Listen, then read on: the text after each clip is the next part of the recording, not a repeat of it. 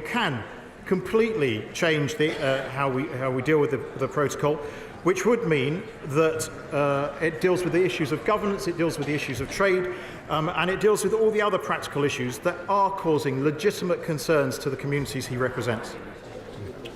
Before we come to Prime Minister's questions, I'd like to point out that the British Sign Language interpretation of proceedings is available to watch on Permanent Live TV.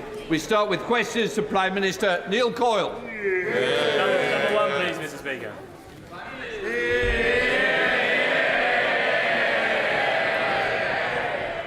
Mr Speaker, with Armistice Day on Friday, I know that colleagues from across the House will want to join me in remembering those who have lost their lives in the service of our country. Mr Speaker, this morning I had meetings with ministerial colleagues and others in addition to my duties in this House. I shall have further such meetings later today. Neil Coyle. Thank you, Mr Speaker. The people I serve will, of course, be commemorating remembrance. Bermondsey was the original home of the poppy factory, providing work for injured veterans of the Great War over 100 years ago. But, Mr Speaker, COVID restrictions were a necessary, if painful, experience. Across the country, most people made enormous sacrifices, like Charlotte, my constituents, and local councillor Lorraine, unable to see their mums in their final days. These people were betrayed by the Conservatives who parted their way through lockdown,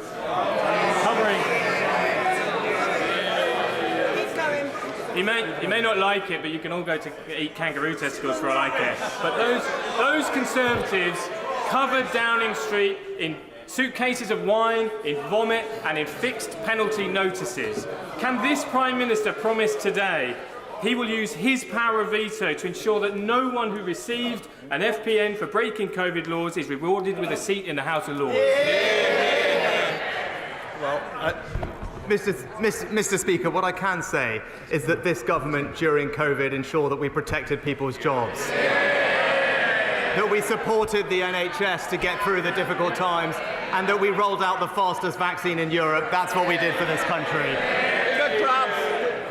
Thank you, Mr Speaker. I welcome the commitments made by my right honourable friend at COP27 this week.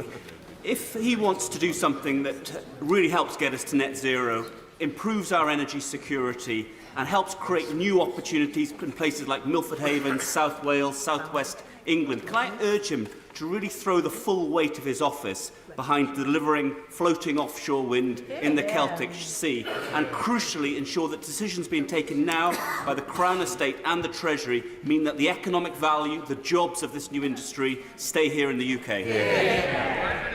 Well, can I praise my right honourable friend for highlighting the incredible potential of floating offshore wind technology to help us move to net zero. He's right about the opportunities in the Celtic Sea and for Wales more generally, and I can confirm to him that Crown Estate's leasing process is expected to deliver more seabed leases for many more projects. Leader of the Opposition, Keir Starmer. Thank you, Mr Speaker. Can I join the Prime Minister in his comments about Remembrance Day? We remember all those who paid the ultimate price and all those who have served and are serving our country. Mr Speaker, the member for South Staffordshire told a civil servant to slit their throat. How does the Prime Minister think the victim of that bullying felt when he expressed great sadness at his resignation? Answer him. Mr Speaker, unequivocally the behaviour complained of was unacceptable, and it is absolutely right. It is absolutely right that the right honourable gentleman has resigned. For the record, I did not know about any of the specific concerns relating to his conduct as Secretary of State or Chief Whip, which date back some years. I believe that people in public life should treat others with consideration and respect, and those are the principles that this government will stand by. Mr Speaker, the member for South Staffordshire spent years courting the idea he can intimidate others, blurring the lines to normalise bullying behaviour. It's precisely why the Prime Minister gave him a job. The truth is simple. He's a pathetic bully. But he would never get away with it if people like the Prime Minister didn't hand him power. So does he regret his decision to make him a government minister? Mr. Speaker, I obviously regret appointing someone who has had to resign in these circumstances. But I think what the British people would like to know is that when situations like this arise, that they will be dealt with properly. And that's why it is absolutely right that he resigned, and it's why it is absolutely right that there is an investigation to look into these matters properly. I said my government would be characterised by integrity, professionalism and accountability, and it will. Keir Starmer. Mr. Speaker, everyone in the country knows someone like the member for South Staffordshire. A sad middle manager getting off on intimidating those beneath him. But everyone in the country also knows someone like the Prime Minister. The boss who is so weak, so worried the bullies will turn on him, that he hides behind them. What message does he think it sends when, rather than take on the bullies, he lines up alongside them and thanks them for their loyalty?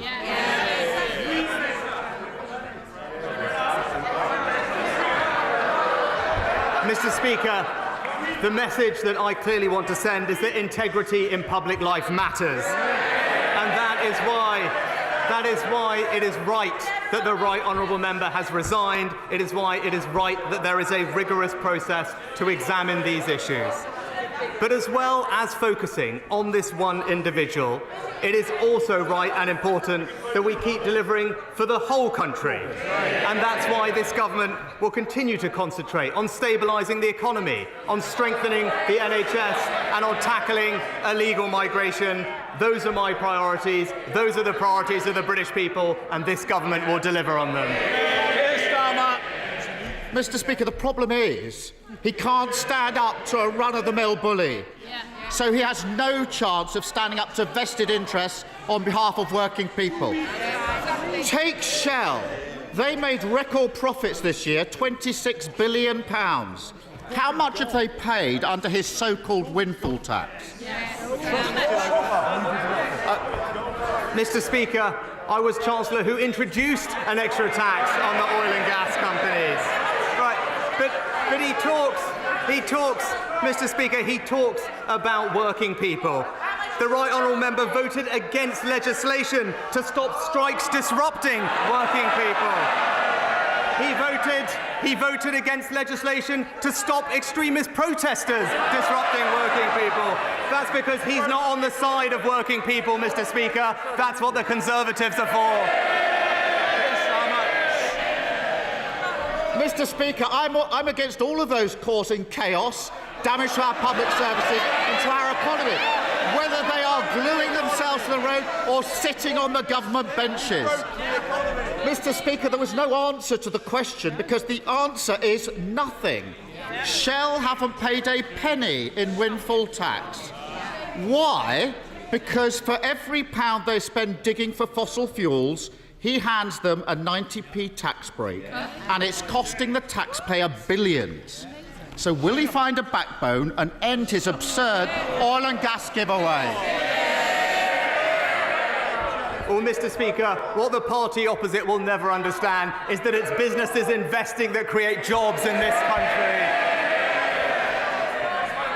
Mr. Speaker, we on this side of the House, we understand that. We will support businesses to invest, to create jobs, because that's how we create prosperity, that's how we support strong public services, and that's what you get with a Conservative government. There's only one party that crashed the economy, and they're all sitting there. It's a pattern. Mr. Speaker, it's a pattern with this Prime Minister. Too weak to sack the security threat sat around the cabinet table. Too weak to take part in a leadership contest after he lost the first one. Too weak to stand up for working people. He spent weeks flirting with the climate change deniers in his party, then scuttled off to COP at the last minute. In the budget next week, he'll be too weak to end his oil and gas giveaway, scrap the non-dom tax breaks, and end the farce of taxpayers subsidising private schools. That's what Labour would do, a proper plan for working people. Yes. Mr Speaker, if he can't even stand up to a cartoon bully with a pet spider, if he's too scared to face the public in an election, what chance has he got of running the country? Prime Minister. Mr Speaker. We want to try and get through on time, and I know some members want to catch my eye. They're not doing a good job so far. Come on, Prime Minister. Mr Speaker, the honourable gentleman talks about judgment about putting people around the cabinet table. I would just gently remind him he thought the member for Islington North was the right person to look after our security.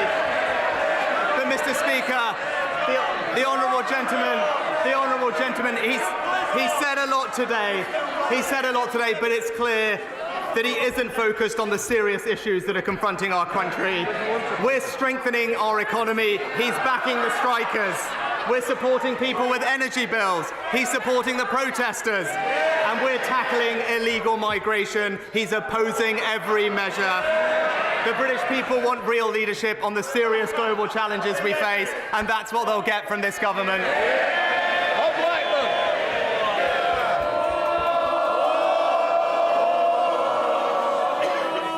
Mr Speaker, 84 years ago today in Germany, hundreds of synagogues were destroyed, Torah scrolls were desecrated, thousands of Jewish businesses and shops were destroyed as well.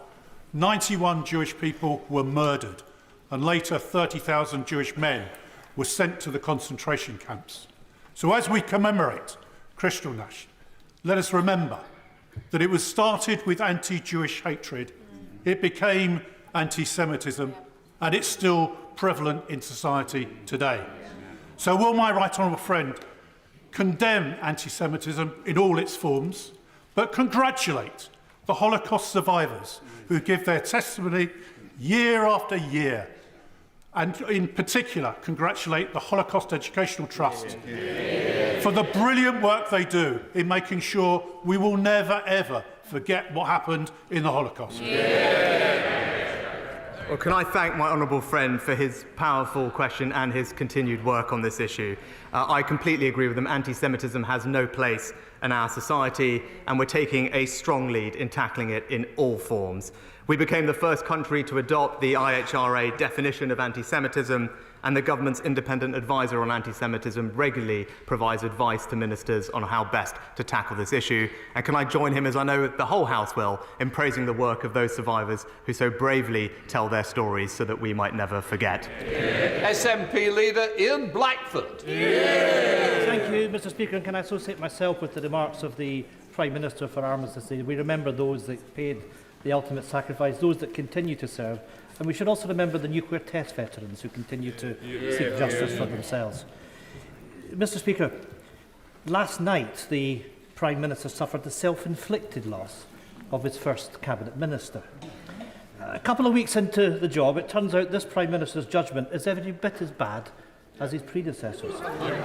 Speaking of which, we now know that his former friend, the former Prime Minister, plans to hand out seats in the House of Lords to at least 4 Tory MPs, including the current Secretary of State for Scotland. So here's another test of judgment for the new Prime Minister. Does he think it right to keep a man in a cabinet who's clearly far more interested in getting his hands on an ermine robe than playing by the rules of Scottish democracy? Mr Speaker, I'm obviously not going to comment on speculation around such lists. Any list would, of course, follow the normal procedures and processes that are in place. Ian Blackford. I'm afraid it's not speculation, and of course the Prime Minister clearly doesn't get how corrupt this all looks to people in Scotland. Because not only do we have a UK government that denies democracy, we now have a Secretary of State that is running scared from it. In the middle of a Tory cost of living crisis, the Scotland office is now to be led by a baron-in-waiting, biding his time until he can cash in on the 300-day job for life in the House of Lords. He should be sacked from the Cabinet, and the people of Dumfries and Galloway should be given the chance to sack the Tories in a by-election. The Prime Minister's judgment is already in tatters. if he has any integrity left, will he now put a stop to these two predecessors stuffing the House of Lords with his cronies? Mr Speaker, what the Secretary of State and I are jointly focused on is working constructively with the Scottish Government to deliver for the people of Scotland. I'll be pleased to be meeting the First Minister tomorrow because that, I think, is what the people of Scotland want to see. Thank you, Mr Speaker. Criminal gangs who are operating to bring people into this country in small boats, an issue that directly affects my constituents of Folkestone and Hythe, are openly using social media platforms to recruit people to use their services. Can my right honourable friend confirm that the online safety bill will require social media platforms to take effective action to remove this content? And is it also the intention of the government to bring the bill back later this month? Well, can I thank my honourable friend for his work in raising awareness of this particular issue? He is absolutely right, and I'm pleased to give him the reassurance that the online safety bill will require platforms to remove and limit the spread of illegal content and activity online. Assisting illegal immigration is listed as a priority bill a priority offence in the bill, and we look forward to bringing it back to the House in due course. Samuel Roberts.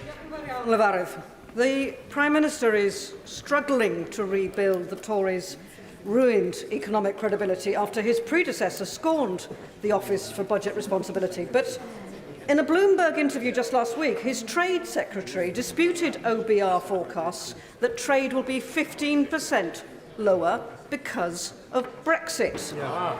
Britain's economic prospects are worsened by being outside the world's largest trading bloc. That is a fact.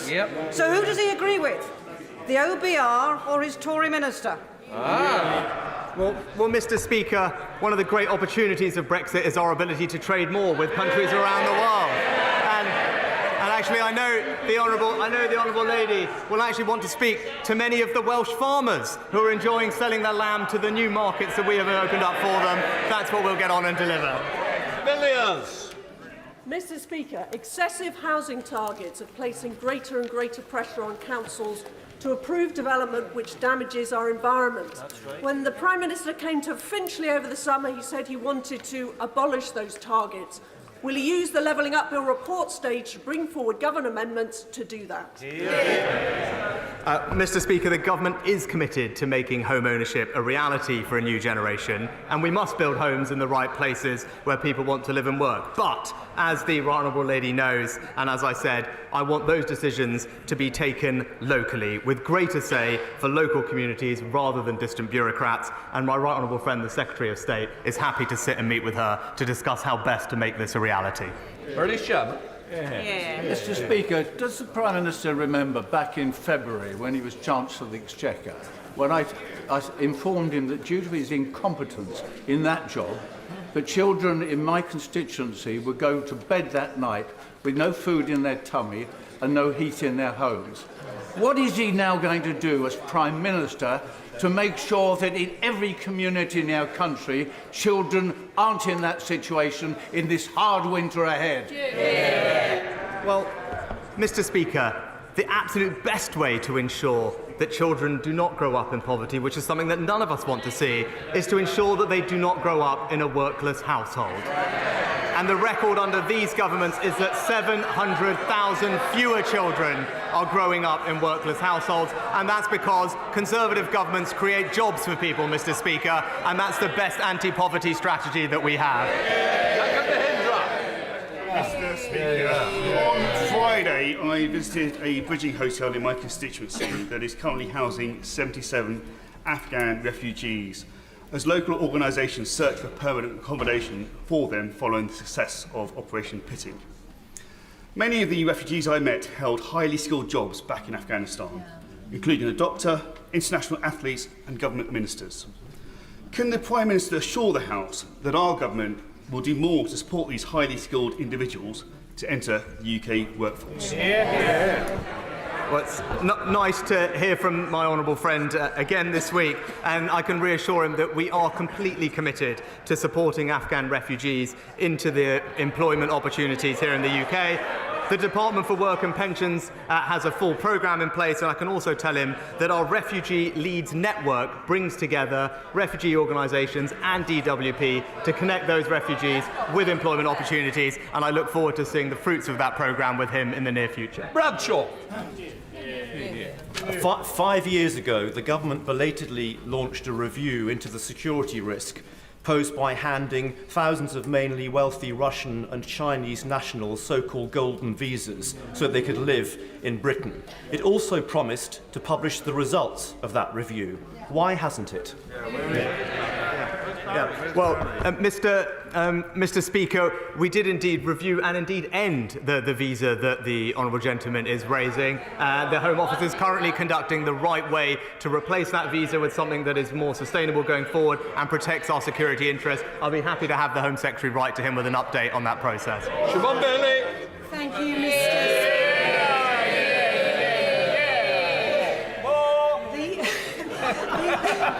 The UK has a workforce shortage, yet millions of parents are unable to work at full tilt, and childcare providers are going belly up due to policies being a maddeningly expensive muddle of a mess. Will my right honourable friend please confirm that after decades of ineffective tinkering and endless policies, that he will be the man to give us proper childcare reform? Well, Mr. Speaker, I'm pleased to say we've announced ambitious new plans to improve the cost, the choice and the availability of childcare to benefit hundreds of thousands of parents across the country. This includes measures to increase the number of children that we can look after by each staff member and indeed make it easier for people to become childminders. We'll respond to all of these proposals in very short order. Munira Wilson. Thank you very much, Mr. Speaker. I know the Prime Minister has been very busy failing to stand up to bullies, but in the real world, schools and colleges across the country looking after actual children are struggling to make ends meet. One London head teacher has scrapped plans for mental health counsellors. A head teacher in Twickenham is no longer filling teaching assistant vacancies, whilst another is axing school trips. So, Mr. Speaker, will the Prime Minister give pupils and parents a cast-iron guarantee that in next week's autumn statement there will be no real terms cuts to school and college budgets? Mr. Speaker, we've significantly increased funding going into schools over the next 2 years, but on top of that, it was important to this government to help those children who left behind their education opportunities during the pandemic, which is why we invested £5 billion to helping those children catch up, including unveiling the most comprehensive programme of tutoring that this country has ever seen, and is closing the attainment gap and disproportionately benefiting disadvantaged children, and is something that I know all colleagues will get behind. Thank you, Mr. Speaker. Despite a productive meeting with the Immigration Minister yesterday, the Home Office continues to house over 400 asylum seekers in 2 neighbouring hotels in my constituency. It's clear from my meetings with GPs and Derbyshire Police that this huge influx of people in such a small area is putting local services under immense strain. Before services in Erewash hit breaking point, will my right honourable friend commit to immediate reduction in asylum seekers concentrated in one place, and will he intervene to set a timetable for the permanent closure of accommodation centres at this location? Well, Mr. Speaker, let me give my honourable friend my absolute cast-iron commitment that we want to get to grips with this problem. The best way to resolve it is to stop criminal gangs profiting from an illegal trade in human lives and the unacceptable rise in channel crossings, which is putting unsustainable pressure on our system and local services. She has my reassurance that the Home Secretary and I are working day and night to resolve this problem, not just to end the use of expensive contingency accommodation, but for more fundamental reform so that we can finally get to grips with this issue, protect our borders and end illegal migration. Thank you, Mr. Speaker. Mr. Speaker, under the Prime Minister's short premiership, he's had 1 minister resign and 1 that urgently needs to be sacked. Can the Prime Minister clarify to the House and the rest of the country when the scheduled programme of integrity, professionalism and accountability will begin? Mr. Speaker, it's precisely because I want a government characterised by integrity, professionalism and accountability that the right honourable gentleman was right to resign, and it's right that we have an independent process That's the type of government I will lead. When situations like this arise, we will deal with them properly, and that's what we have done. Ian Russell. Thank you, Mr Speaker.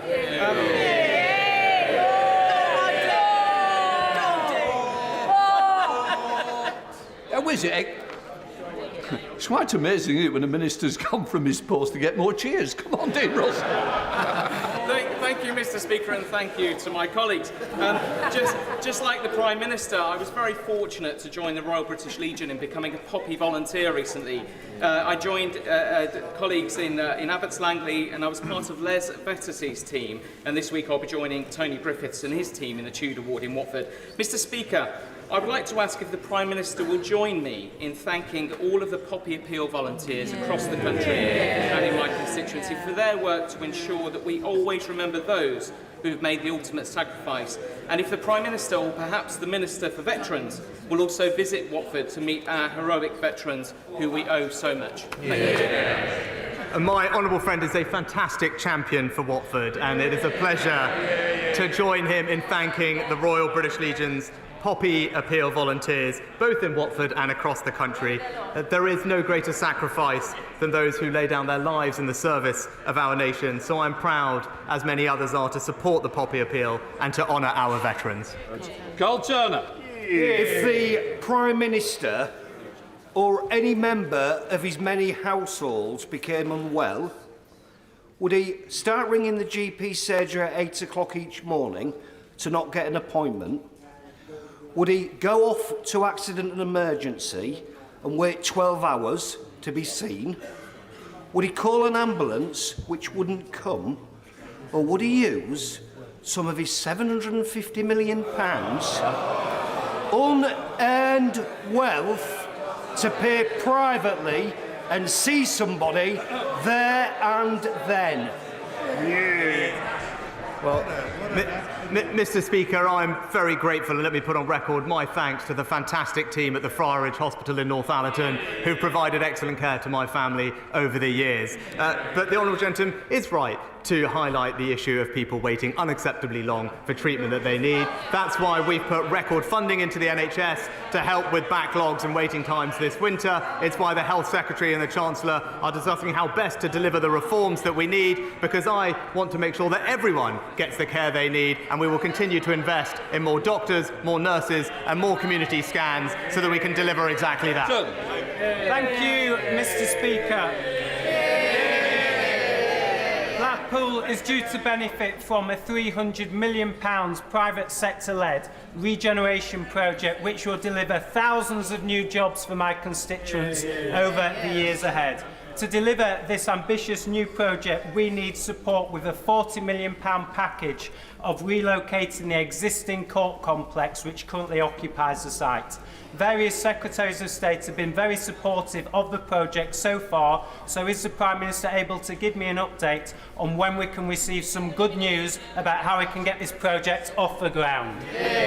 Well, can I join with the honourable member in recognising the importance of the Blackpool Central Regeneration Project to the town's levelling up ambitions. I can tell him that my right honourable friend, the Justice Secretary and Housing Secretary, are in the process of resolving this issue for him and how best we can relocate the court complex. And I can tell him he won't have to wait very long for an update on the plans.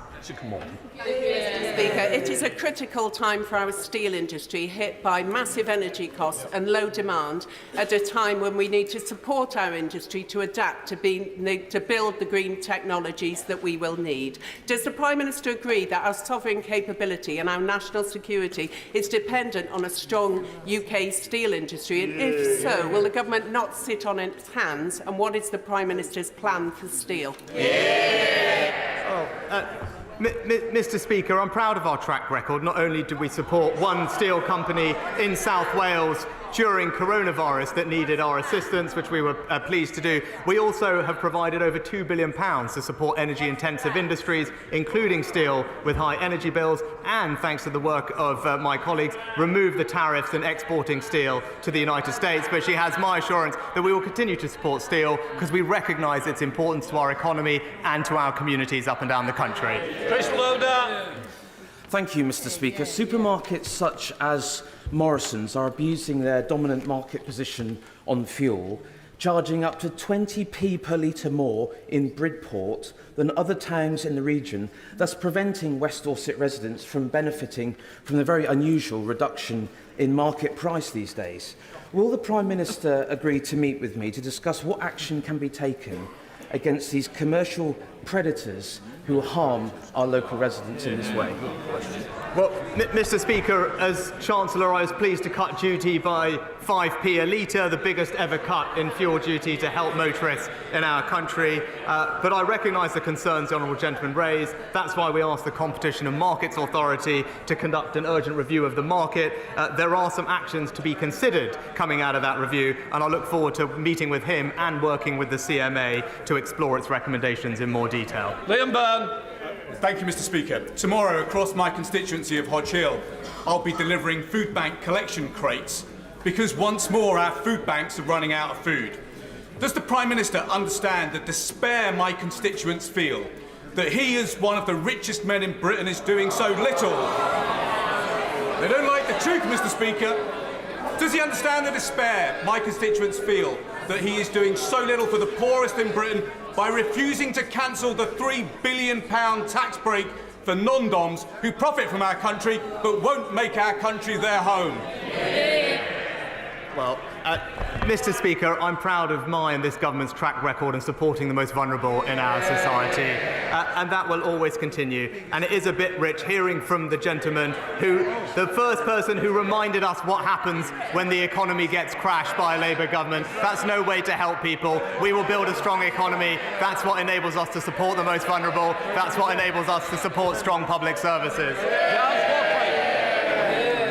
Mr Speaker, the British people are reliant on our party and this government to fulfil its promises on levelling up. Not just up and down the country, but sideways too. Does my right honourable friend agree with me that the Felixstowe and Harwich Freeport plan will be judged as an historic failure unless such a plan succeeds in levelling up a deprived ward that is in my constituency? And will my right honourable friend join me in Clacton to kick-start that plan? Also, Mr Speaker, will my right honourable friend commit to coming to the tendering showcase currently in the Jubilee Room until 2:30? That sounds like a very appealing invitation, Mr Speaker, but I agree with my honourable friend that levelling up has to deliver for communities in every corner of the United Kingdom, including in coastal communities in the south, Mr Speaker. He knows I'm a champion of free ports, and I look forward to working with him to see how best we can realise their benefits in his area. That completes Prime Minister's questions. Those who wish to leave, please do so quietly.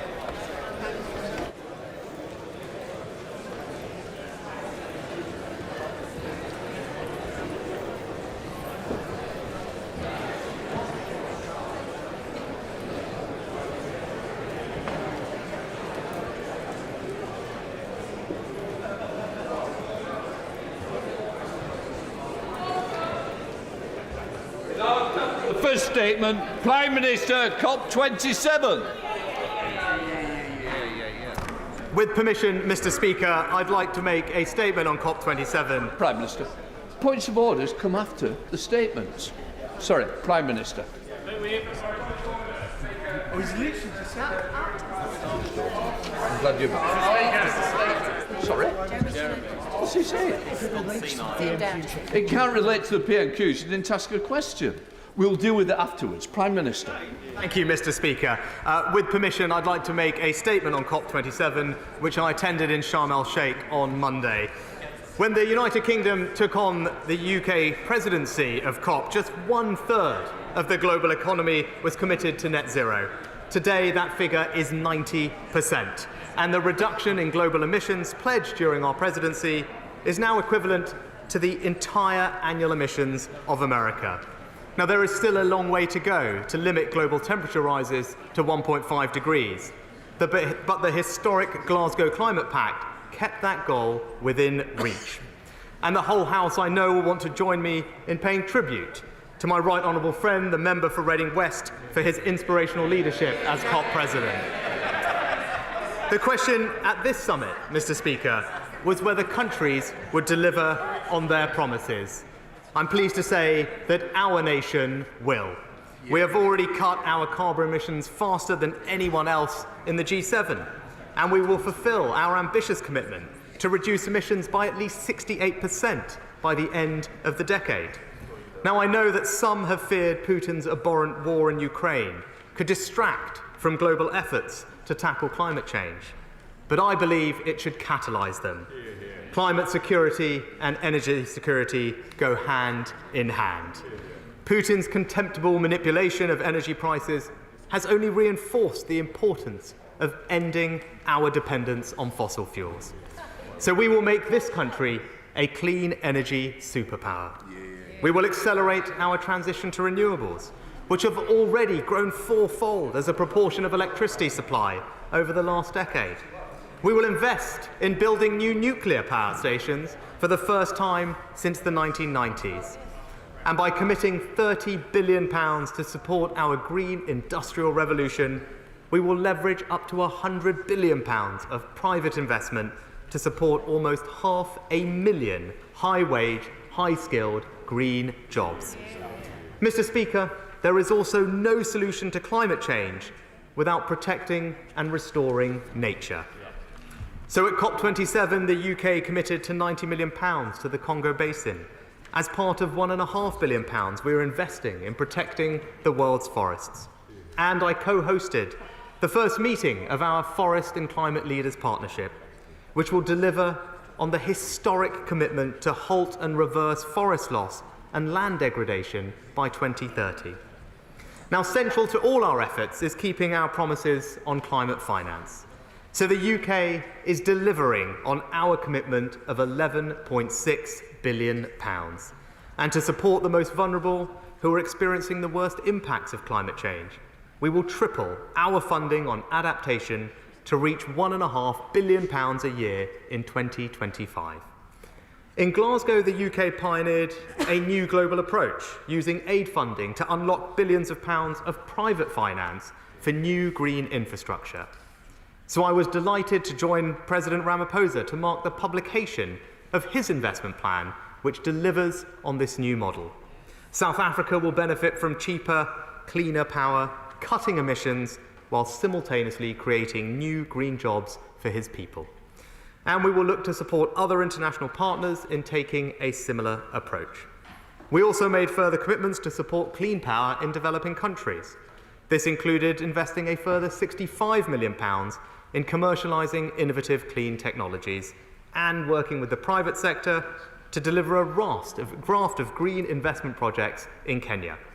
Now, Mr. Speaker, the summit also allowed me to meet many of my counterparts for the first time.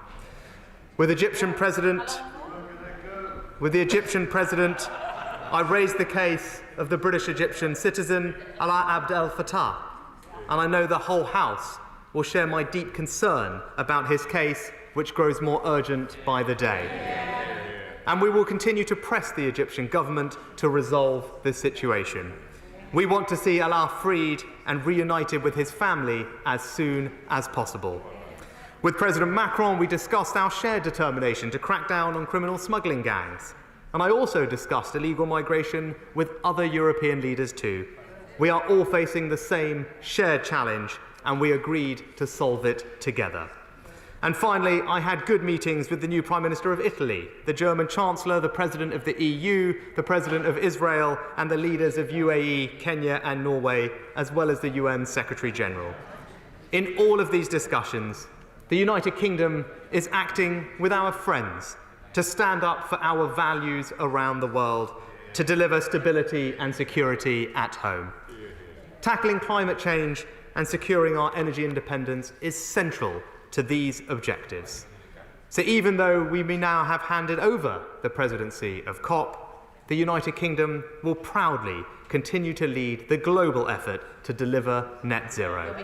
Because this is the way to ensure the security and prosperity of our country for today and generations to come.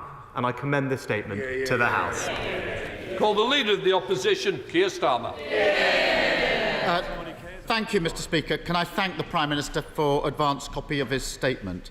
And can I start by raising the case of Alaa Abdul Fattah. As the Prime Minister knows and has said, he's a British citizen, jailed for the crime of posting on social media and been imprisoned in Egypt for most of the last 9 years. He's been on hunger strike for the last 6 months. Now, the Prime Minister just said that he raised it with President Sisi. Could he tell us what progress he made in securing Alaa's release? Mr Speaker, it's right that the Prime Minister eventually went to COP27. Remember the stakes. The world is heading for 2.8 degrees of warming. That's mass flooding, habitats destroyed, untold damage to lives and livelihoods. We must prevent that for security, for the public finances, and for the next generation. And that's why it was inexplicable that he had to be dragged kicking and screaming to even get on the plane. Britain should be leading on the world stage, helping the world confront the greatest challenge of our time. But his snub, one of the first decisions of his premiership, was a terrible error of judgment and sent a clear message that if you're looking for leadership from this Prime Minister, look elsewhere. That if you want to get this Prime Minister to go somewhere, get the Right Honourable Member for Uxbridge first, get him to come along, then the Prime Minister will follow. And his reluctance is so bizarre because climate change is not just a once-in-a-generation responsibility, it's also a once-in-a-generation opportunity. An opportunity to lower energy bills for good. An opportunity to ensure Britain's security is never again at the mercy of tyrants like Putin. An opportunity to create millions of jobs and break out of the Tory cycle of low growth and high taxes. Opportunities he's passing by. The Prime Minister said in his speech at COP27 that we need to act faster on renewables. So why is he the roadblock at home? As he was flying to Egypt, his minister was reaffirming the ban on onshore wind, the cheapest, cleanest form of power that we have. The Prime Minister also said at COP27 that he realises the importance of ending our dependence on fossil fuels. But he's inserted a massive oil and gas giveaway when Labour forced him into a windfall tax. Taxpayers' cash handed over for digging up fossil fuels. Shell have made £26 billion in profits so far this year, but not a penny paid on windfall taxes. He's completely let them off the hook. And what about the industries of the future? Manufacturers of batteries for cars in Britain struggling. Green hydrogen producers struggling. Yet in other countries, these industries are taking off. Jobs going abroad because we've got no industrial strategy here at home. And as he said at COP27, it was right to honour our promises to developing countries. Why is he cutting the aid budget? It's always the same message. Do as I say, not as I do. And because of that, it will always fall on deaf ears. Mr Speaker, it's time for a fresh start. A Labour government would make Britain the first major economy to reach 100% clean power by 2030. That would cut bills, strengthen our energy security, create jobs and make Britain a clean energy superpower. And our Green Prosperity Plan would establish GB Energy, a publicly owned energy company, to invest in the technologies and the jobs of the future here in the UK. As we attempt this endeavour, we have a fair wind at our back, not just the ingenuity, the brilliance of people and businesses in this country, but the natural resources of our island nation. Wealth lies in our seas and in our skies, and it's an act of national self-harm not to prioritise them over expensive gas. That is the choice at the next general election, whenever it comes, more of the same with the Tories or a fairer, greener future with Labour. Thank you, Mr Speaker. And, the Honourable Gentleman raised the matter of my attendance at COP. I just would gently point out to him that Labour Prime Ministers failed to attend, I think, 12 of the 13 COPs held during their time in office. As Chancellor, I hosted the Finance Day on COP last year, where we had landmark agreements to rewire the financial system to unlock the trillions of dollars we need in private finance to flow to help us with the transition. It's a record I am proud of, and it's a record, by the way, that is recognised internationally around the world. to just deal with his brief substantive questions. He asked about renewable power. Well, Mr. Speaker, 40% of our electricity now comes from renewable power. That is up fourfold since 2010. And this, what do we inherit? A Labour government that believed there was no economic case for new nuclear power, Mr. Speaker. He talked about oil and gas. He talked about oil and gas. Again, he needs to live in the real world, Mr. Speaker.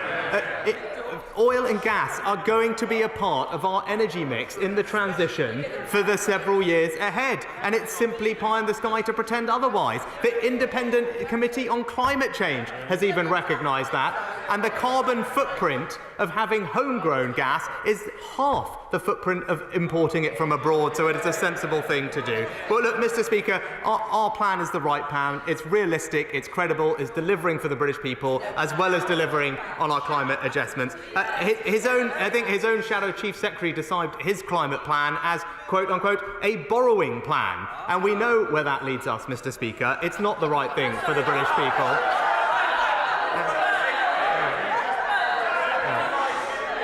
Well, Mr. Speaker, I know the British people trust me to manage the economy. They won't trust the Labour Party.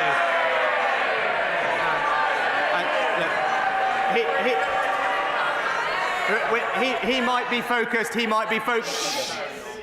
in reparations around the world. We're focused on creating a strong economy here at home, and that's what we'll do. Theresa May. Thank you, Mr. Speaker.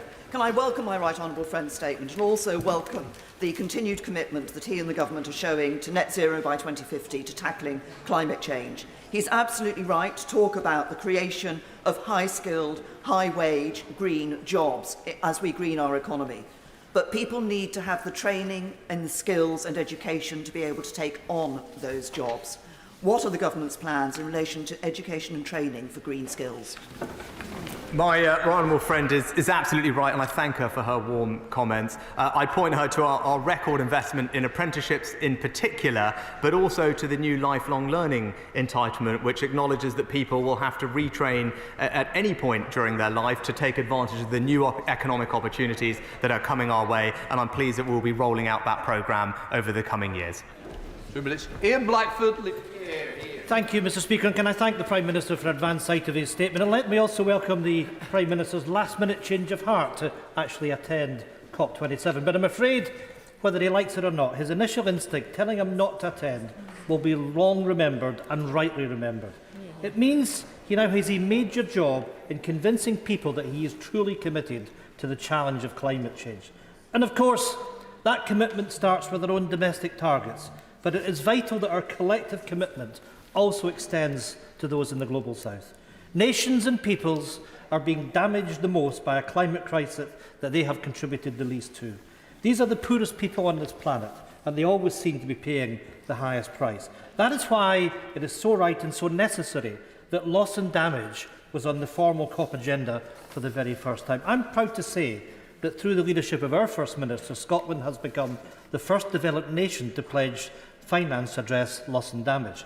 And our country is now committed to a total of £7 million, a small sum in the scale of what is needed, but a powerful message to larger nations who need to follow that lead. Because we don't need to wait for consensus and a decision at COP. We can start funding loss and damage programmes straight away. So can I ask the Prime Minister if he will guarantee that UK overseas aid earmarked for climate finance will be spent within the 5-year timeframe as originally promised?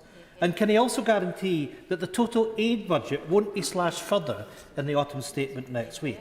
And finally, in terms of the new Prime Minister's domestic targets on climate, will he honour the promises made to the North East of Scotland in carbon capture and storage? Will he commit to taking the Scottish cluster off the government's reserve list and fund it right now? Well, Mr. Speaker, I'm actually pleased that it was the UK that established a new Glasgow dialogue on loss and damage to discuss arrangements for funding activities to avert, minimise and address loss and damage, and those conversations are ongoing. With regard to our international climate finance pledges, as I said, we remain committed to the £11.6 billion. It is our intention to deliver it over the time frame that was originally envisaged. And with regard to targets, again, it should be a source of enormous pride for everyone in this House that we have decarbonised in this country faster than any other G7 country. And our targets are among the most ambitious in the world, and we have a credible plan to get on and deliver them. Philip Dunn. Speaker, can I congratulate my right honourable friend for his crystal clear commitment, both in Sharm el-Sheikh and in this chamber here today, to delivering net zero Britain. There is no doubt about that under his prime ministership. Now we no longer have the presidency of COP, which has been acting as a forcing mechanism across government.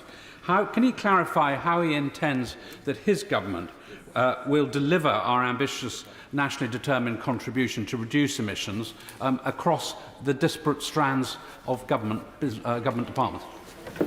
Well, my honourable friend makes an excellent point, and I can assure him that though we are no longer formally presidents of COP, our leadership on this issue internationally will not waver, and he has my commitment on that. And I personally will drive this through government in conjunction with the Secretary of State for Business and Energy, indeed, and with our Climate Change Minister. But this is something, Mr Speaker, that pervades all aspects of government now, and that's why we have to change our thinking on this. It's not the work of any one department or any one minister. If we're going to make this commitment work, we're going to all have to play our part.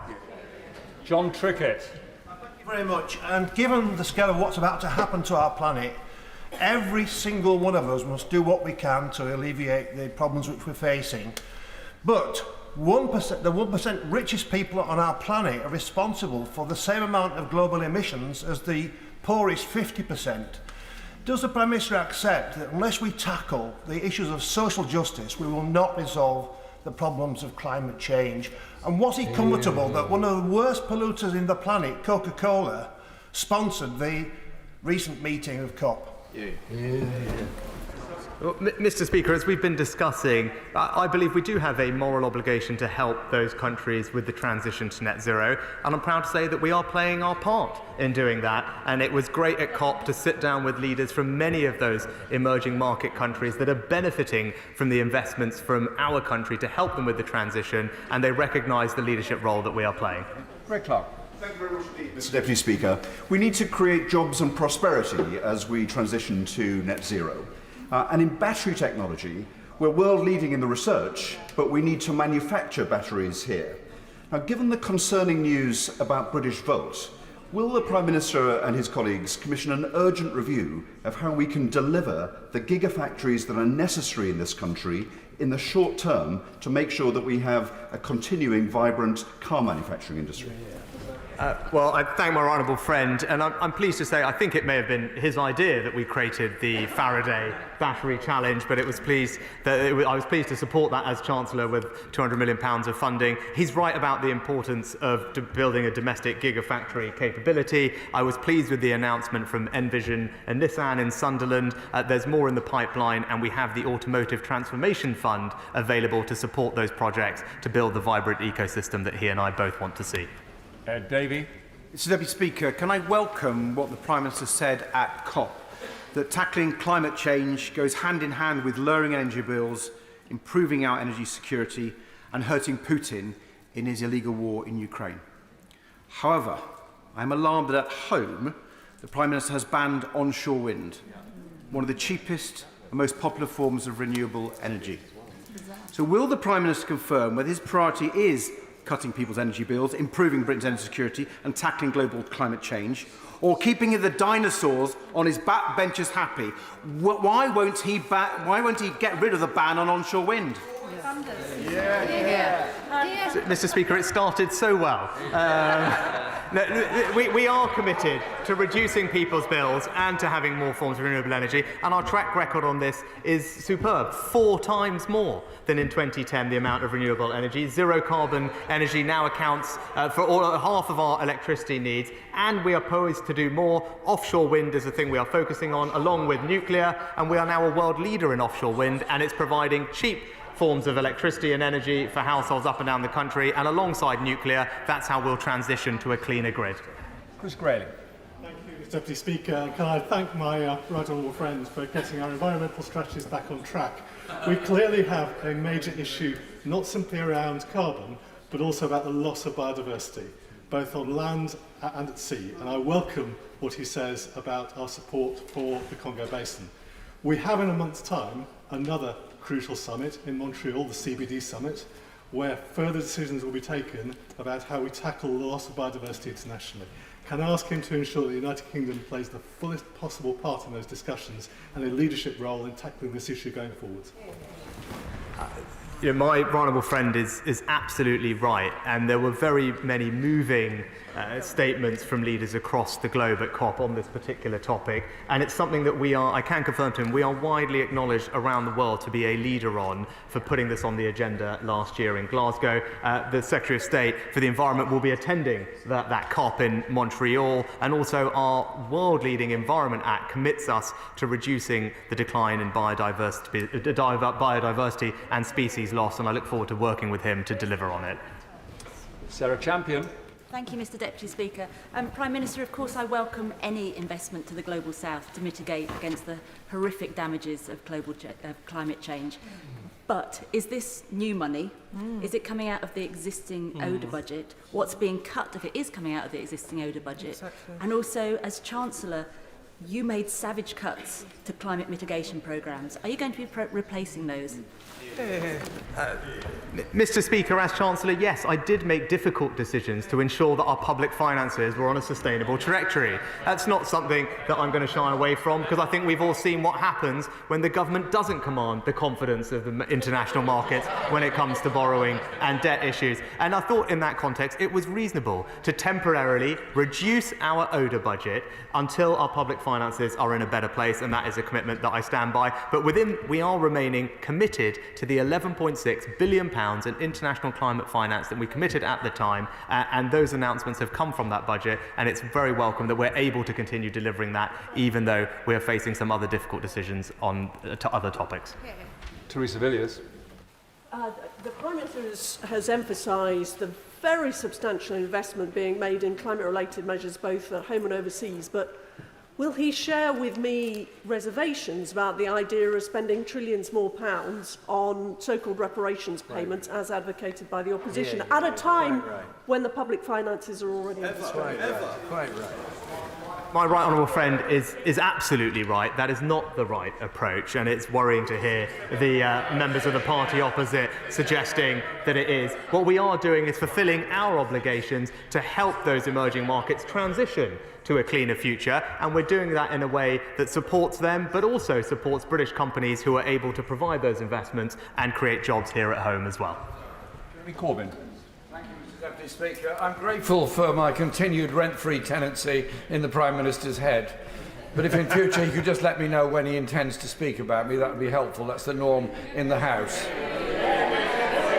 But could I ask him if he would take this opportunity to welcome the election of President Lula in Brazil and his commitment to both social justice and environmental justice, and confirm what the previous Prime Minister told this House, that no British bank or financial institution or company will henceforth be allowed to invest in fossil fuel extraction anywhere in the world as part of our contribution to bringing about net zero globally.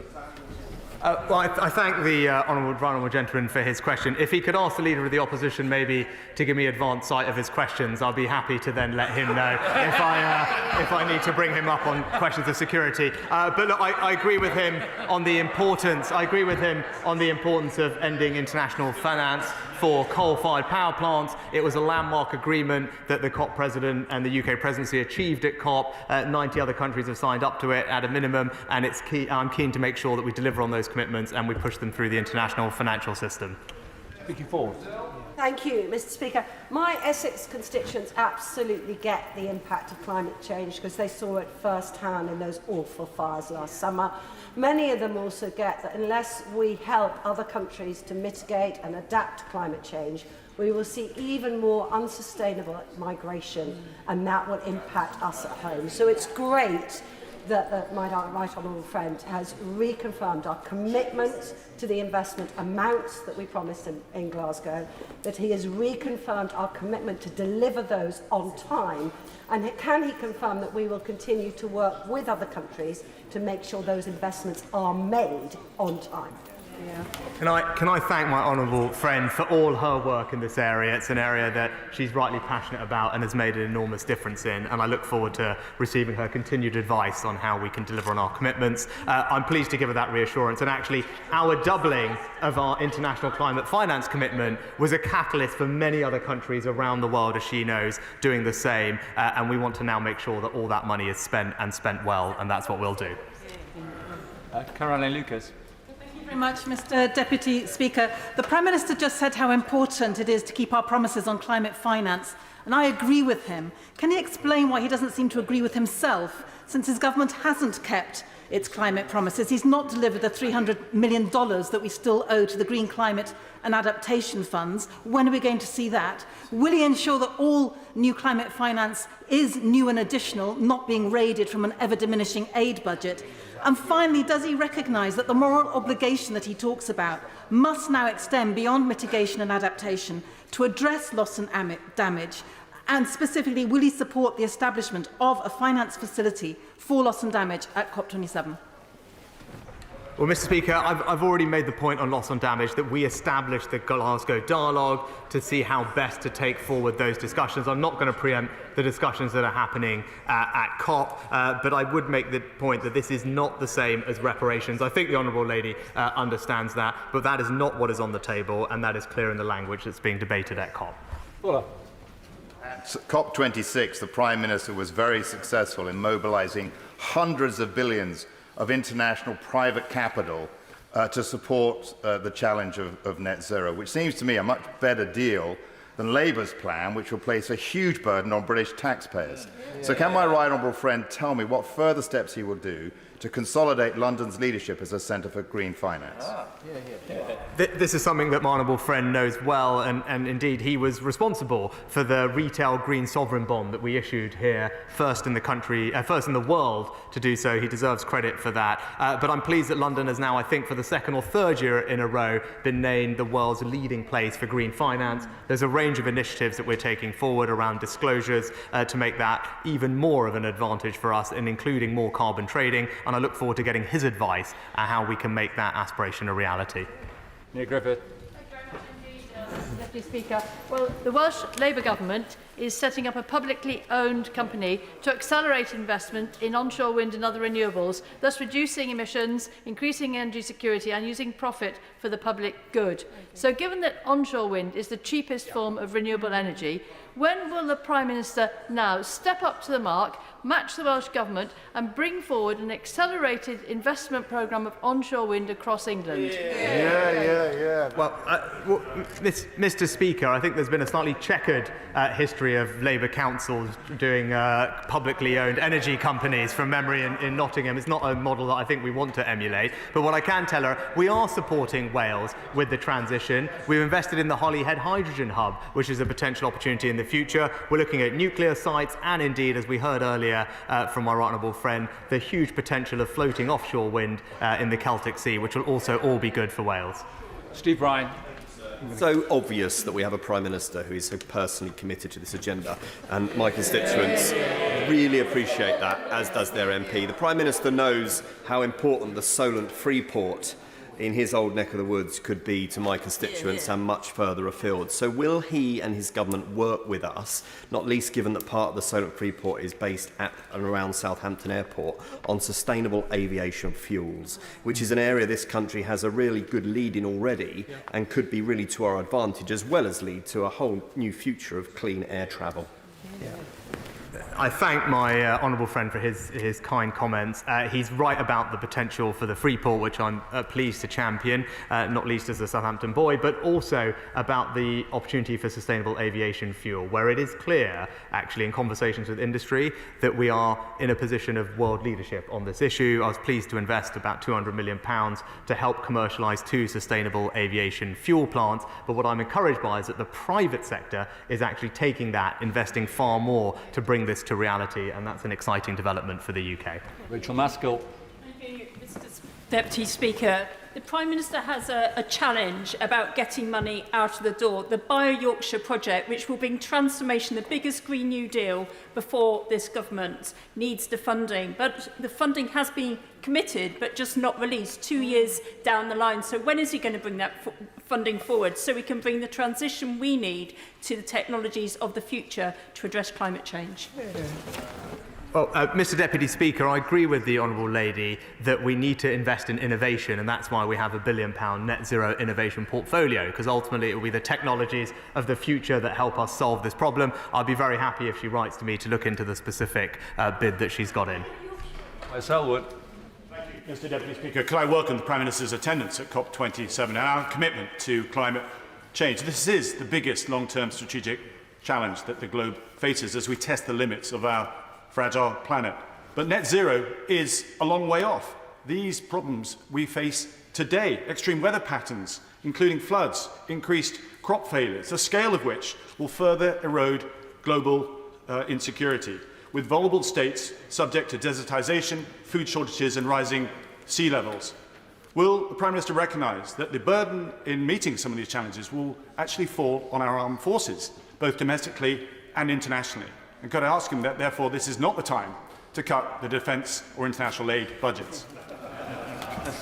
Well, Mr Deputy Speaker, my honourable friend is right about the devastation that climate change is causing, not least just looking what's happening in Pakistan. 30 million people impacted with disease rife through the water, an area the size of the entire United Kingdom now underwater. So he's right to highlight the issue. Look, he knows that I remain committed to supporting our armed forces, and that will always continue to be the case. Shiamura. Mr Deputy Speaker, the Prime Minister gives oil companies, who are already making billions in excess profits, 90 pence in tax breaks for every pound they invest in oil and gas, literally fueling the climate change which is going to bring more flooding to the northeast, destroying our agriculture, lives and livelihoods, prospects and prosperity. And yet he refuses to invest in the northeast to combat climate change, in our transport infrastructure, in our industry, in our green technologies, and our people and skills. Why does he treat the oil companies with such largesse and leave the northeast with nothing? The Honourable Lady is simply not right about this. It is just not realistic or practical to think that we do not need to use oil and gas for the foreseeable future as a transition fuel. So the choice then for honourable members opposite is, would you rather have that from here at home, or would you rather import it at almost double the carbon footprint? So that seems to me relatively straightforward, that we should be supporting domestic oil and gas production in the short term. And then she talks about new investments in renewable energy in the northeast as if it's not happening. She might want to come and visit Teesside, Mr Deputy Speaker, or whether it's offshore wind or hydrogen or indeed carbon capture and storage. That's where the future is, and it is happening in the northeast. Raymond Shushti. Deputy Speaker, we've all seen the impact of Russia's illegal invasion on Ukraine with regards to energy and food security. Will the Prime Minister join me in addressing the false narrative by Russia with regards to the impact of the United Kingdom's sanctions? I was the United Kingdom's Minister for Sanctions, and it is absolutely crucial we address this false narrative. The United Kingdom's sanctions against Russia do not target exports of food supplies for developing countries. That is squarely the responsibility of Putin and his administration. My honourable friend makes an excellent point, and it was very disappointing to see Russia remove themselves from the Black Sea grain deal. I'm pleased that there is now forward progress on that, because as my honourable friend knows, almost 2/3 of the wheat that passes through the Black Sea is destined for developing countries and emerging markets. So it's absolutely vital that that food flows, and we will do everything we can to put pressure on Russia to make sure that it continues to happen. Ms Savile Roberts. 27, the Prime Minister boasted about the UK's investment in renewables. Yet a recent report by Welsh Affairs Select Committee warned that Wales's renewable energy potential is threatened by a lack of UK government leadership on improving grid continuity. Now, the Prime Minister mentioned a number of worthwhile, good projects that are in the pipeline in Wales, but without that connectivity, many of those projects are actually under threat. So will he set out an accelerated timetable for improving grid capacity so Wales can realise our full potential in energy generation, and in so doing also slash bills for communities throughout Wales. The Honourable Lady is right that we do need to make sure we invest in our grid to enable the transition. That's an absolutely fair point. I know it's something the National Grid are focused on, and I'll be happy to get more into it and discuss it with her in the future. Thank you, Mr Deputy Speaker. The UK is proof that you can achieve growth and slash emissions at the same time. Does the Prime Minister agree that we have an enduring commitment to go for clean and sustainable growth? My honourable friend is absolutely right. Our record on this is 44% reduction in climate emissions, 76% GDP growth. It shows it's possible, Mr Deputy Speaker, and that's what Britain is delivering. And Bradshaw. What exactly is his problem with onshore wind? Well, Mr Deputy Speaker, it's right that we bring people with us as we transition to net zero. The worst thing we can do is alienate communities if we want to actually deliver on our climate commitments. And as it turns out, we are very lucky to have a very reliable, very affordable form of energy in offshore wind, which is also creating jobs domestically in the UK, and it's right that that is our priority. And Fletcher. Thank you, Mr Deputy Speaker. After 2 wonderful weeks last November in Glasgow and with the honourable member opposite, what became really clear was actually how far ahead industry and business is ahead of governments in terms of addressing these issues and challenges. So, for example, with electric vehicles, range anxiety is an issue for those of us that live in the northwest of England and have to try to get to London. How can I have his commitment that we are going to do everything to get government out of the way of private industry, for example, in EV charging rollout? My honourable friend makes an excellent point. We will not solve this problem without the investment and cooperation of the private sector. Governments simply can't do it alone. When it comes to electric charging infrastructure, we've helped with seed funding, around £2 billion. We have one of the most developed charging infrastructures in Europe, but she's right. Ultimately, it has to be the private sector that delivers the investment that's required. West. Would the Prime Minister say what view he takes of local authorities' role in the climate emergency? In 2010, there were some fantastic programmes where, had they continued to 2022, we would have a third of our homes where people, homeowners or renters, would be paying a third of their bills, which they're paying now. So what view does he take of local authorities getting stuck in to retrofit, particularly the private rented sector, which is very drafty and leaky? I'm pleased, actually, that in the spending review I conducted as Chancellor, we put aside almost £5 billion to support energy efficiency, including several programmes that support local authorities to upgrade the energy efficiency of both low-income private rented tenants, but also those in the social housing sector. Those programmes are up and running, they're well-funded, and local authorities can benefit from them. David Mundell.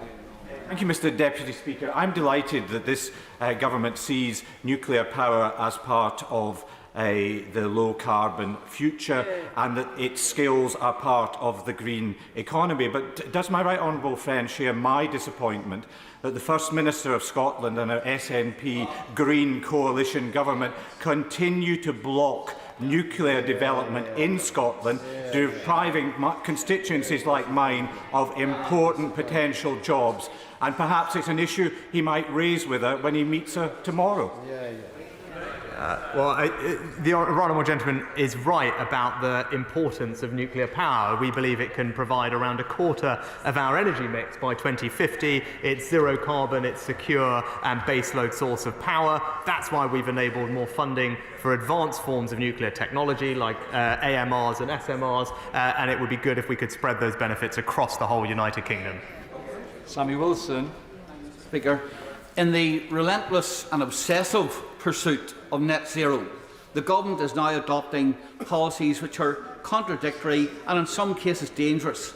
We're going to import billions of pounds worth of natural gas from countries who frack that gas, and yet we're turning our back on the natural resources we have in our own country, sacrificing revenue, jobs and energy security. We're going to rely more on wind and solar power, the earth metals for which are in the hands of autocratic regimes, especially China.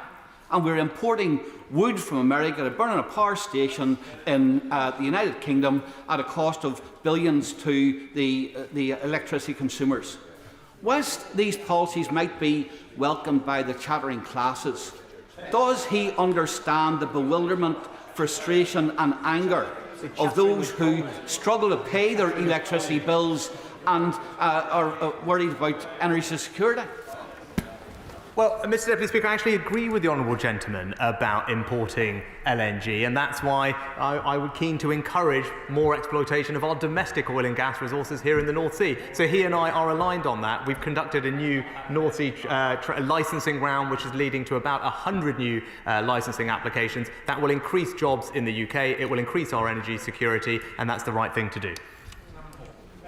Deputy Speaker, intervention and leadership of government is, of course, welcome, as is the focus on helping developing and climate change vulnerable countries.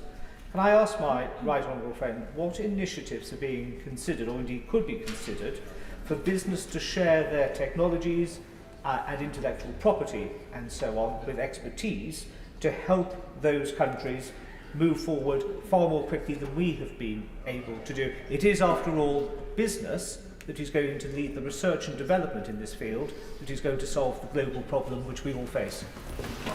Your friend makes an excellent point, and that is the type of leadership and contribution that Britain can make to solving this problem globally, because we're fortunate to have some of the world's best researchers and companies here tackling this problem. And on Monday I was pleased to announce about half a dozen investment opportunities in Kenya which do exactly what the honourable gentleman described. It's British expertise coming to a country like that to help them with their transition in areas like solar and geothermal, and that is an exciting template for the future.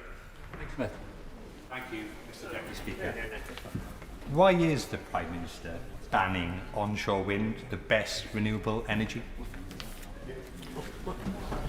Well, Mr Deputy Speaker, we're providing 4 times as much renewable electricity today as we did in 2010. We have plans to go even further as we roll out offshore wind, which is something that is a competitive strength for the UK, and we will complement that energy mix with new nuclear, a source of energy that we all recognise that we need, that the previous Labour government said there was no economic case for at all. I'm trying to get everybody in. Please start with the question and then stop.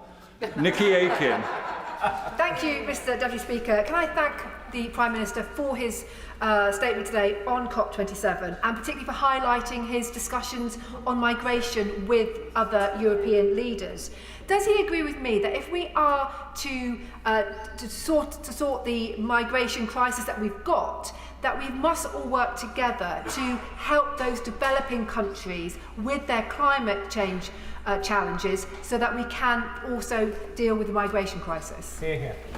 Yeah, my honourable friend makes a good point, and that's why I was pleased to discuss the migration issue with several, particularly European leaders, because we can't solve this problem alone, and as she said, it's far better to solve it at source before it arrives on our shores, and that's the approach that we're going to take.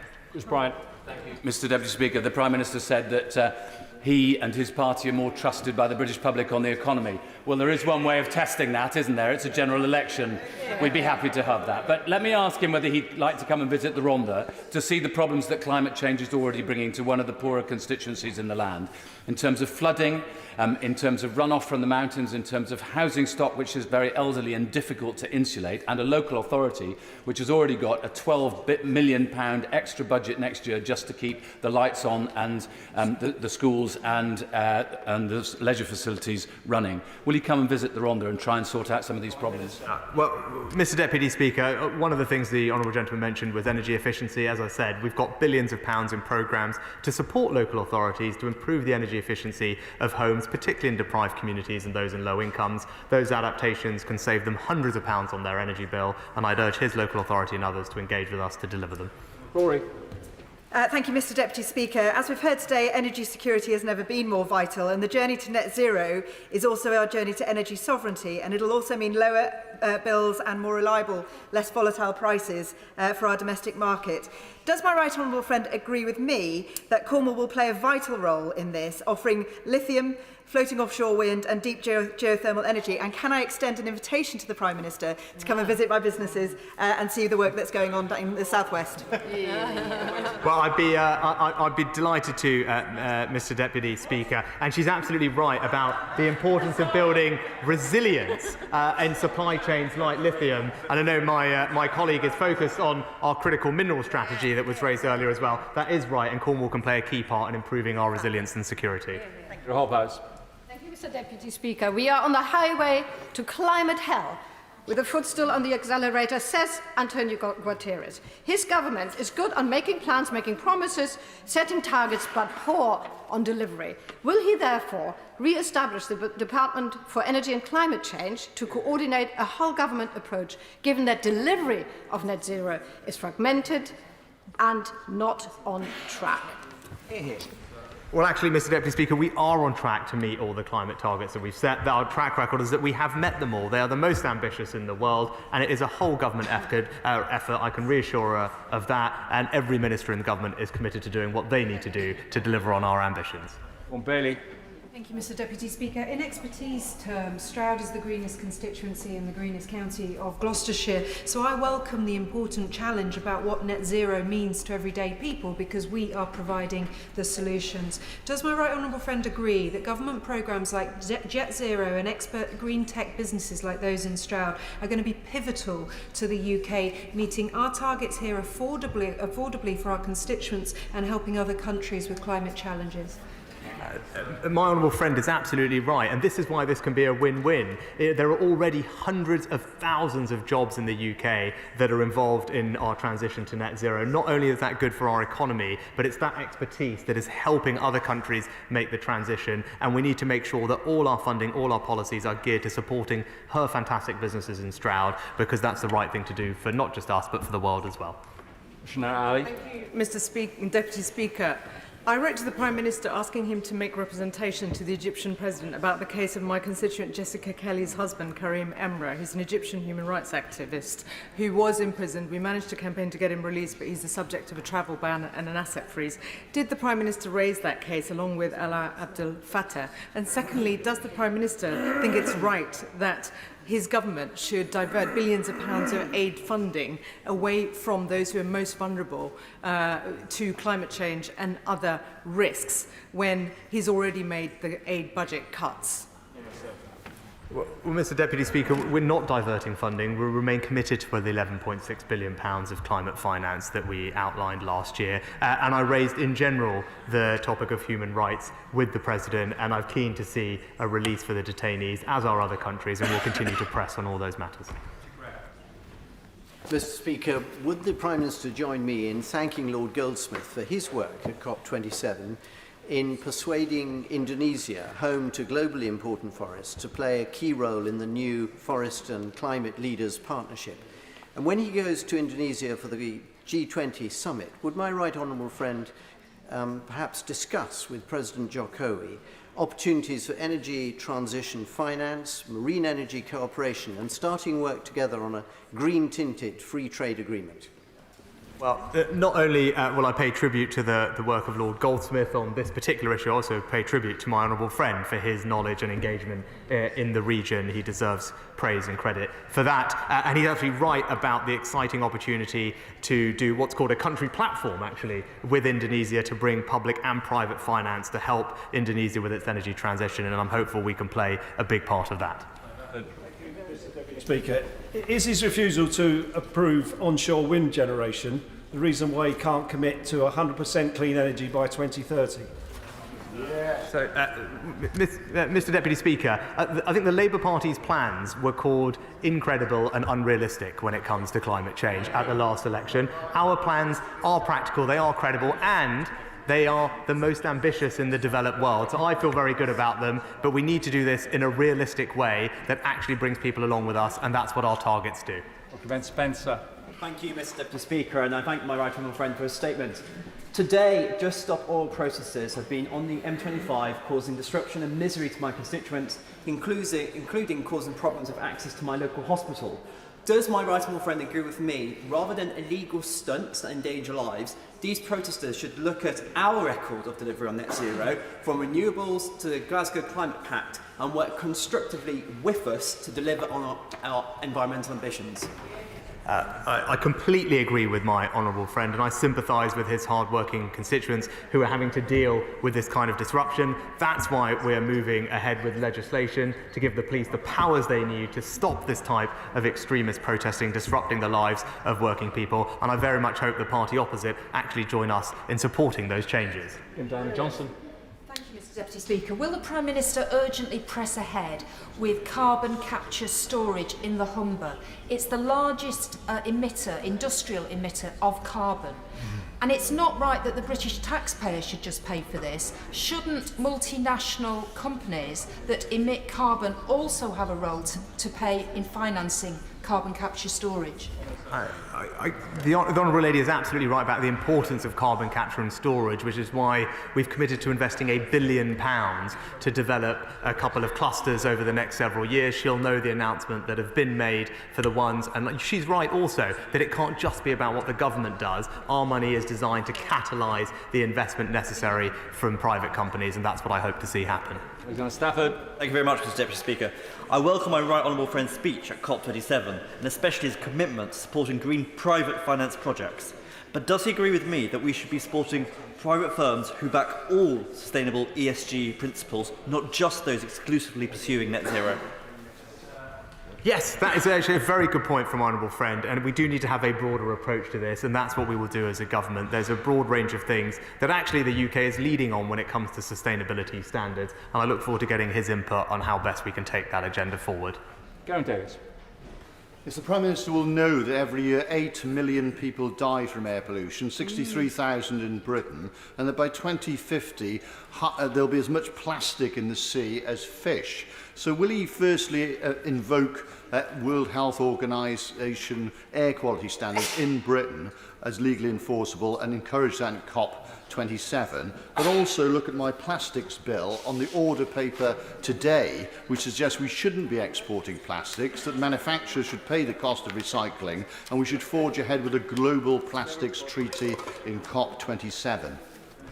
Well, Mr Deputy Speaker, I'm pleased that air pollution has fallen significantly since 2010, including about a 40% reduction in nitrogen dioxide. Our Environment Act has new targets in place, and we've supported local authorities with about £800 million in funding to do that. And with regard to plastics, again, the Environment Act means that we will ban more single-use plastics, charge for others, and have a new enhanced producer responsibility and a deposit return scheme. It is an incredibly ambitious agenda to reduce the amount of plastic in our system.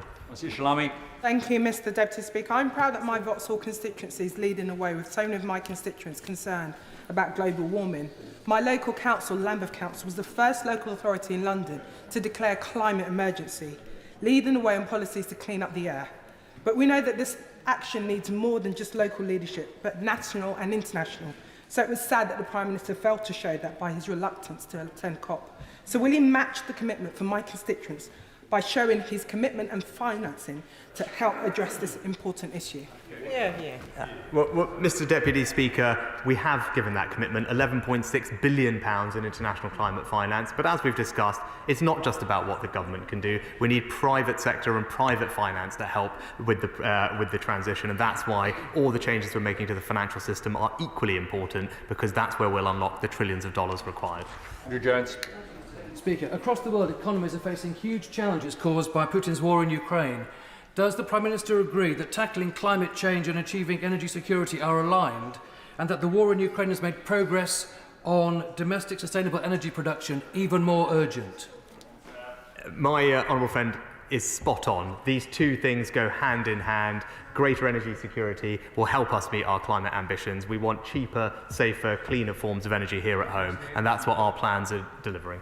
Jim Shannon. Thank you, Mr Deputy Speaker. Can I thank the Prime Minister very much for his statement. I welcome the news that climate change remains a priority, but can I ask the Prime Minister, will he further assure this House that heating and eating for our elderly and vulnerable will also receive a priority? Whilst government seeks to be a good steward of the environment, and I welcome that, government will also needs to help our own people to have the basic quality of life that they deserve in this great nation of the United Kingdom of Great Britain and Northern Ireland. I join my honourable friend in paying tribute to those elderly constituents and citizens that we have. It's right that they get extra help over the winter with bills. That's why I prioritise them with the announcements earlier this year on the cost of living payments, and it's why they receive a winter fuel payment. But they will always be uppermost in our mind because they're particularly vulnerable to cold, and we will make sure that we look after them. Speaker, nature is declining rapidly, with 1 million species at risk of extinction and deforestation accelerating in the Amazon and around the globe. And if we're to limit global warming to 1.5 degrees centigrade, we must urgently halt and reverse its loss. So will you now support Labour's call for a net zero and nature test to align all public spending and infrastructure decisions with our climate and nature commitments? Well, Mr Deputy Speaker, that's why I'm so pleased that one of our signature achievements last year was to have countries accounting for 90% of the world's forests to agree to reverse and halt land loss and degradation by 2030. We're playing our part in that. The announcements on Monday supporting the Congo were warmly welcomed, not just in that country, but by other countries in Africa, because they know that we are committed to this agenda. Grady. Mr Speaker, he's very proud of the £11.5 billion that he keeps talking about that has been pledged, but when is that actually going to be dispersed? And if the aid budget is being cut, surely it's coming at the expense of other equally valid and equally important projects. And how on earth does slashing the 0.7 budget demonstrate the United Kingdom's Great Britain global soft power? Well, Mr Deputy Speaker, the £11.6 billion is being spent over the period that it was outlined at the beginning, because it's right that we invest in the quality projects that can actually make a difference, not rush to get money out of the door and waste it. But yes, I make no apology for having to make some difficult decisions as Chancellor to ensure that our borrowing was on a sustainable trajectory. That's the right thing for this country. It's the right way to make sure that we can restrain the rise in interest rates, and this country will always continue to play a leading role around the world, and I'm proud that we are doing that. Deputy Speaker, President Zelensky has proposed an initiative for a global platform to assess the impact of military actions on the climate and environment, citing the impact of Russia's war on Ukraine as an example of war driving deforestation and renewed fossil fuel generation. Will the Prime Minister be supporting Ukraine's initiative at COP27? Mr Deputy Speaker, I was pleased to speak with President Zelensky on my first day in office. He and I will remain in regular dialogue, and I'm sure we'll be discussing many ways which we can support Ukraine, first and foremost repelling the illegal Russian aggression that they are experiencing. Mr Deputy Speaker, given the rapid decarbonisation of the steel industry, there is no business case for the West Cumbria coal mine, which is on his colleague, the Secretary of State for Levelling Up's desk at the moment. But there was never a case for it when it comes to protecting our planet. We have to keep our fossil fuels in the ground, not digging them up and then burning them. He will be aware that for the third time now, this government has delayed the decision on whether to approve the West Cumbria coal mine until after COP26 and now until after COP27. We've been told there's a hard and fast date. The decision will be made by the 8th of December. Will his government stick to that promise, or will they do the right thing and say no to a new coal mine? Mr Deputy Speaker, the honourable gentleman know that these are quasi-judicial processes and it wouldn't be right for me to comment on them. I'd like to thank the Prime Minister for his statement on COP27 and answering questions for just short of an hour. We're now moving on to the next statement, and I call Chris Heaton-Harris. Thank you, Mr Deputy Speaker. With permission, I would like to make a statement on the issues arising from the failure of the devolved government of Northern Ireland, the Northern Ireland Executive, to form. Mr Deputy Speaker, the overriding priority of this government is to implement, maintain and protect the Belfast Good Friday Agreement. Northern Ireland is governed best when governed locally. Since May, that has not been possible, but our commitment remains absolutely clear. This government believes that this is the moment for restoration of the devolved institutions and will work to that end as a matter of the utmost priority. My predecessors have all referred to critical times for Northern Ireland, and there have been many, but this year is indeed a critical one. Mr Deputy Speaker, I can see you're thinking that you might have heard that last section of my statement before, and that's because you have. Those words were spoken by a former Secretary of State, the former member for Neath, at this dispatch box back in 2006. And whilst these times are different, with different issues affecting Northern Ireland, I and this government believe strongly that the people of Northern Ireland deserve a functioning assembly and executive, where locally elected representatives can address issues that matter most to the people that elect them. That is why, back in May, people cast their votes in Northern Ireland to give their communities a voice in Stormont. However, for 6 months, the parties have not come together, and on the 28th of October, the deadline to form an executive set down in law passed. That was the Northern Ireland Ministers' Elections and Petitions of Concern Act 2022. This is hugely disappointing. As a result, Mr Speaker, I am bound by law to call new elections for the Northern Ireland Assembly, as set out in New Decade, New Approach agreement that have to take place within 12 weeks of the 28th of October. Since the 28th of October, I've been engaging widely in Northern Ireland with the parties, businesses, community representatives, members of the public, and I've also spoken with other international interlocutors. I think it would be fair to say, Mr Speaker, that the vast majority of those I've spoken to think that an election at this time would be most unwelcome. What people would welcome is having their devolved institutions up and running, because they are worried when they see a massive £660 million black hole in this year's public finances at the same time as their public services are deteriorating. They are worried that almost 187,000 people in Northern Ireland have been waiting over a year for their first outpatient appointment. And they are worried that there is a higher share of working age adults in Northern Ireland with no formal qualifications than anywhere else in the United Kingdom. There is also, Mr Deputy Speaker, legitimate and deep concern about the functioning of the Northern Ireland Protocol. And this is felt across Northern Ireland and very strongly indeed in the unionist community. The one thing that everyone agrees on is that we must try and find a way through this current impasse, where I have a legal duty to call an election that few want and everyone tells me will change nothing. Thus, I will be introducing legislation to provide a short, straightforward extension to the period for executive formation, extending the current period by 6 weeks to the 8th of December, with a potential for a further 6-week extension to the 19th of January, if necessary.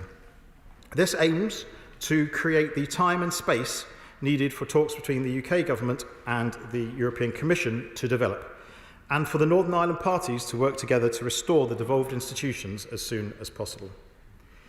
As I stand here, Mr Deputy Speaker, the Northern Ireland Executive has no ministers in post. This means no ministers to make choices that deliver the public services people rely on, to react to the budgetary pressures facing schools, hospitals and other key services, to deliver the energy support payments that have been made available by this government to people across the rest of the United Kingdom.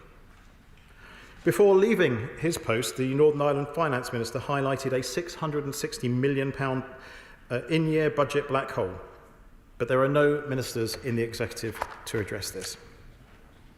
As civil servants do not have the legal authority to tackle these issues in the absence of an executive, I must take limited but necessary steps to protect Northern Ireland's public finances and the delivery of public services.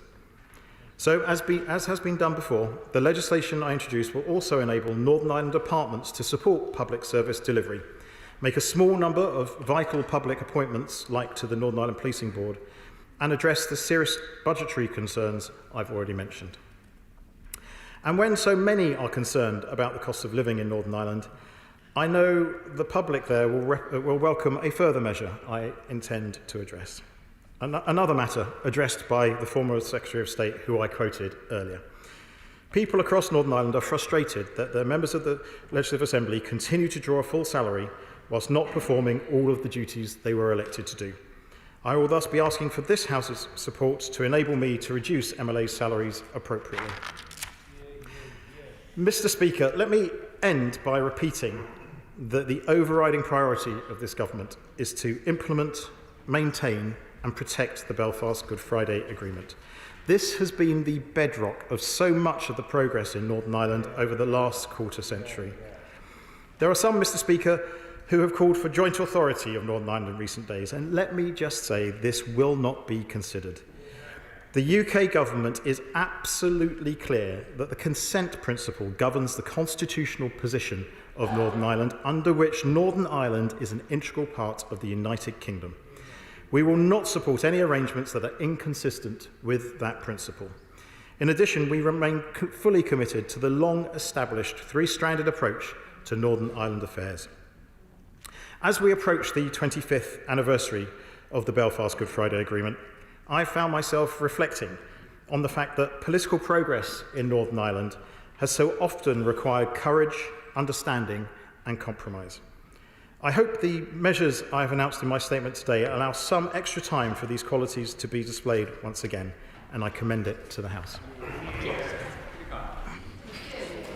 Thank you, Mr Deputy Speaker, and I thank the Secretary of State for advanced sight of the statement. Here in Westminster, our respective parties should strive to work together and build consensus with Northern Ireland whenever is possible. So I appreciate his efforts to inform me of developments over the weekend and in the period since the 28th of October deadline passed.